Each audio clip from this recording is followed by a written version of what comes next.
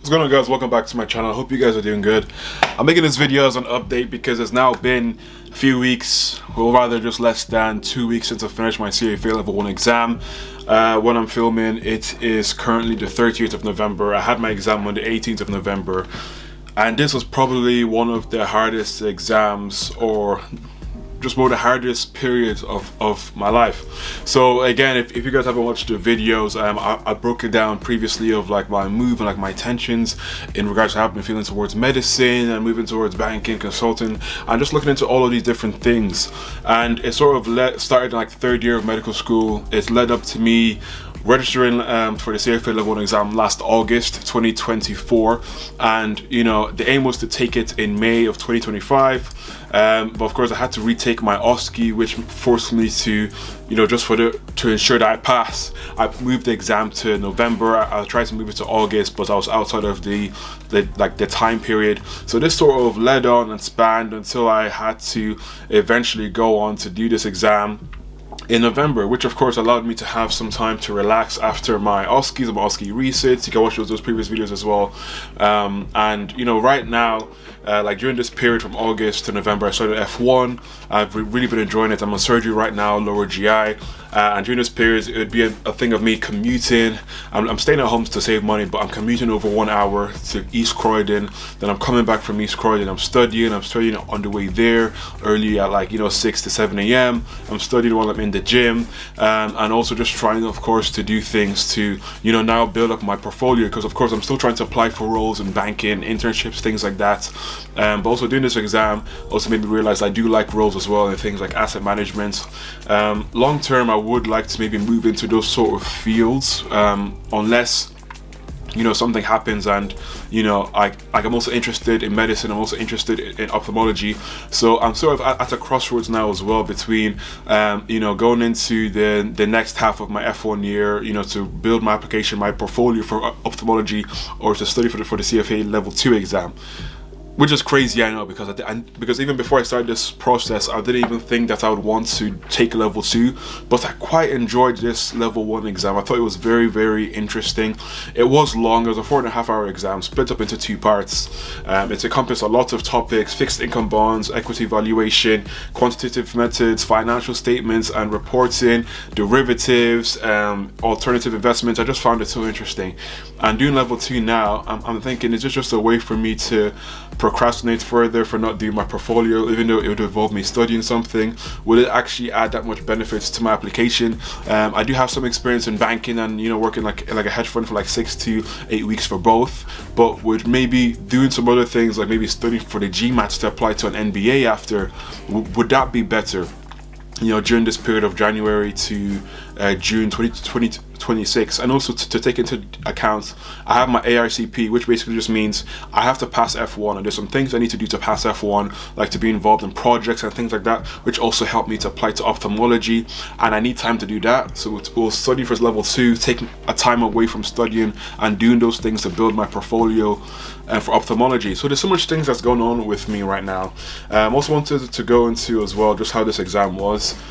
From start to finish, I probably spent around 900 hours. This time I tried my best to track. Every time I was studying, I'd either use the Forest app or I'd use a timer on my phone, and then kind of total the amount of hours I spent studying that day, and then add it into this chart on my notes app. So it took me around 900 hours. I felt like I was ready in May before I had to reschedule to November. But obviously I had to reschedule because of my OSCE research, but I did feel I was ready in May. I feel for someone that has no finance background, 500 hours felt comfortable. It felt at that point I had enough time to go through the topics, to go through it again, to do all the practice paper questions on the CFAI website, and then to reset it and do it again, and then to start the mocks. I definitely recommend paying for the mocks on the CFA website, like the official website. I know there's Kaplan mocks as well. I did some Kaplan mocks, but I found they were so much harder, and I was getting like 50%, whereas on the CFA mocks I was scoring easily 70. So, you know, that was definitely something to look into. I do feel like it does make you better. It does make you think a lot more, especially in topics like economics, which you would think from the CFA questions a lot are quite straightforward. But when I was doing the questions on the Kaplan, they're asking the questions in such a way that just made you think, yeah, I do not understand economics at all. So this is sort of the period that I'm in right now. I'm also applying for different jobs. I'm still applying for banking analyst roles, and wherever I see it, or wherever it pops up on LinkedIn. I still don't know if I've passed this exam, but the grace of God, I have passed. But I'll find out 4 to 6 weeks from the exam date, so hopefully that should be before the end of this year. Hopefully sometime in December. I've recently finished my practical skills module, which I need to do to receive my results. So I'm praying everything goes well and I don't have to redo this exam. Very expensive, a lot of time, and I would rather maybe have this results, put it on my CV, use it as like a method to apply for banking roles, or to consider even applying for CFA Level 2. So a lot has gone on during this period. Maybe going into like the next video, I'll go into what I'm thinking, what I want to do. Please let me know if you have any questions as well, and in terms of like how I'm applying for this. I'm looking into doing an MBA. If I don't get anything between F1 and F2, which are the first or second year of me working as a doctor, then I will apply to do an MBA. Starting my second year of being a doctor, which is next like September time. And to do that, I'll need to register for the GMAT as well. I'm looking into an MBA. I'm looking into a master's in finance. I've also been looking into like a master's in financial engineering, which could allow me to apply to work on like to work in like a hedge fund, because I did sort of like that topic on level 1. But of course my math isn't too great, and I don't know, this was just using ChatGPT. They mentioned that doing level 2 may make it a lot like may increase my chances of getting into those sort of programs that are more like maths or like quant heavy. And it's also, to do those things I need to get a scholarship because it's just way too expensive, and I'd also try to do what I can to maybe build up my application to make it more likely for me to get a scholarship. So there is quite a lot of things that are going on right now. I'm trying my best to just be active. Right now the main thing I really want to do now is to work on my portfolio for ophthalmology, just in case. I don't want to have all my eggs in banking or all my eggs in medicine. I want to apply to both. And in order to do that, there's quite a few things I need to do on my ophthalmology application, in terms of research and get to be involved in teaching like med students at my hospital. I did a Duke Elder back in medical school. There's a few things that I'd like to do just to add on and add on points, but I also still have this itch of pursuing this further, doing level 2, getting into a like banking role, getting into a consulting role. Having this on my application now from the people that have mentored me. Shout out to them on LinkedIn, and they said that level 1 was fine. This was more than enough for me to have on my CV and to apply to entry level roles in investment banking or in consulting. Or maybe it's just me just thinking, like maybe just find more ways to spend or to waste my money, where I could just be using that time now to maybe study for the ophthalmology exam, which would also add more points onto my portfolio, to register for all these things to add things onto my portfolio for ophthalmology. A lot of things in medicine cost money, like going to conferences, doing all these courses to add things to build my ophthalmology portfolio. They all cost money, so there is quite a lot of things to do. Like, is this something that I'm willing to do?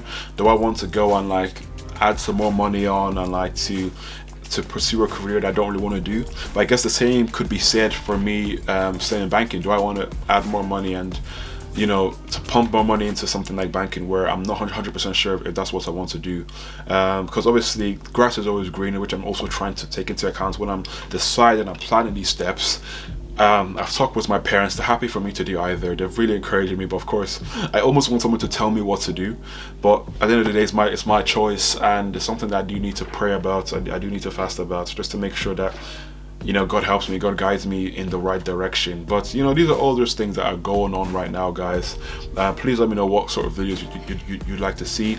And also, now that I've finished on this exam, I could even just use my time now to make more YouTube videos, to have more time to actually edit these YouTube videos as well, and to really push my channel. I do have my TikTok as well, Dr. Prepper, where I am posting videos, med tips, advice, tips and tricks to help students to apply and to do well in terms of their medical school exams. Give me more ideas for TikToks. Most of my advice and tips for what I'm doing there is just to help people to work through clinical cases that come up on the Dr. Prepper website.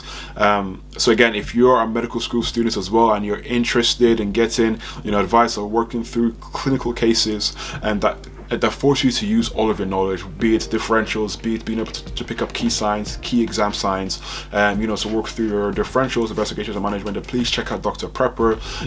You can try 50 cases for free. If you do enjoy it, then purchase it as well. There is a subscription, but if you message me and if you let me know that you're liking it on TikTok or even on this email, even down below, I'll probably just set your accounts to pro forever. At this point, I'm just trying to get as much people using it as possible. It's not really about the money, just to get as much people using it as possible. So if you message me, I'll just change your account to pro and you can have it free forever. Especially now, this first year of having it, it's just about getting as much people using it, and giving me value by just giving me feedback, because that's what I really need right now. So a lot of this is going on now, guys. I am sorry for waffling. I feel like I haven't spoken to this camera for a while, so a lot of things I'm saying are just like spraying out and speaking so fast. If you do need to watch the video again, then please let me know. If you have been doing well, let me know what you're doing. If you're in medical school, if you're not in medical school, if you're in banking, if you have advice for me, please let me know down below. Message me, find me on LinkedIn, Charles Onzurike, find me on Instagram, that's the same thing. And yeah, let's see what else we can do, because also during this time as well, I do really want to get more into content creation for my LinkedIn, my YouTube. I am considering even seeing if it's worth it to pay someone just to edit my videos, because I think that's the worst part of making videos, just editing. I like sitting down, I like actually making the videos, but editing is just a different beast. So should I get someone to edit my videos? I do not know, but if that's something that you guys think I should do, then I'll be more than happy to take that on board. And even if you look behind me, I still have my notes from when I was studying for level 1.